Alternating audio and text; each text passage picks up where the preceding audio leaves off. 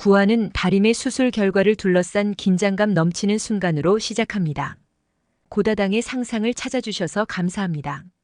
봉희와 길래, 만득은 수술실 앞에서 조마조마하게 기다리고 있습니다. 시간이 지나고 수술이 끝난 후 의사에게서 다림의 상태에 대한 소식을 듣게 됩니다. 의사는 수술이 성공적으로 진행되었다고 말하지만 다림이 회복하는 동안 시련이 기다리고 있음을 암시합니다. 그동안 강주는 세탁소 화재로 인한 책임을 지기 위해 고군분투합니다. 가족과 친구들이 그를 바라보는 시선이 차갑고 강주는 이 상황을 해결하기 위해 지승돈에게 도움을 요청합니다. 하지만 승돈은 강주에게 이번 일은 내가 해결해야 할 문제다라며 쌀쌀맞게 답합니다. 강주는 절망감에 빠지지만 다림의 회복 소식을 듣고 다시 마음을 다잡습니다. 한편 다림은 수술 후 첫 번째 회복 과정에서 처음으로 자신의 눈을 뜨게 됩니다.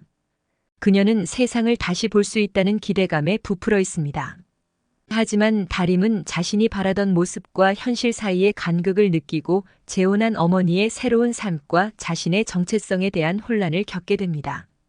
강주와 태웅은 이런 다림을 응원하기 위해 서로의 감정을 억누르며 그녀의 곁에 머무르기로 결심합니다.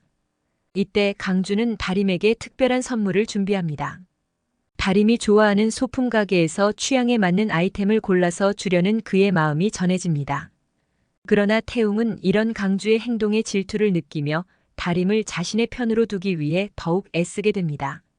이로 인해 두 남자 사이의 경쟁은 한층 치열해지고 다림은 두 사람의 마음을 헤아리기 위해 고민에 빠집니다.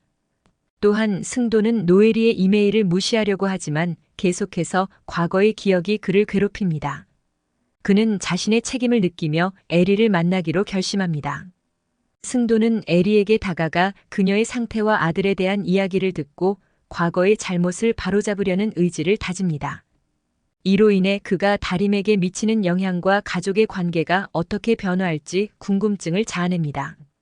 구화가 끝날 무렵 다림은 병원에서 퇴원하게 되고 가족과 친구들이 그녀를 환영하는 자리를 마련합니다.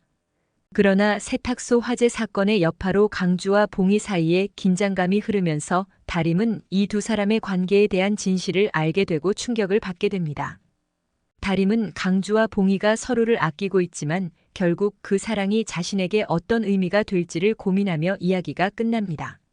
이렇게 구화에서는 다림의 눈 수술 이후의 변화와 강주와 태웅 사이의 경쟁, 그리고 승돈의 과거와 그로 인한 갈등이 복합적으로 얽히며 시청자들에게 큰 몰입감을 선사할 것입니다.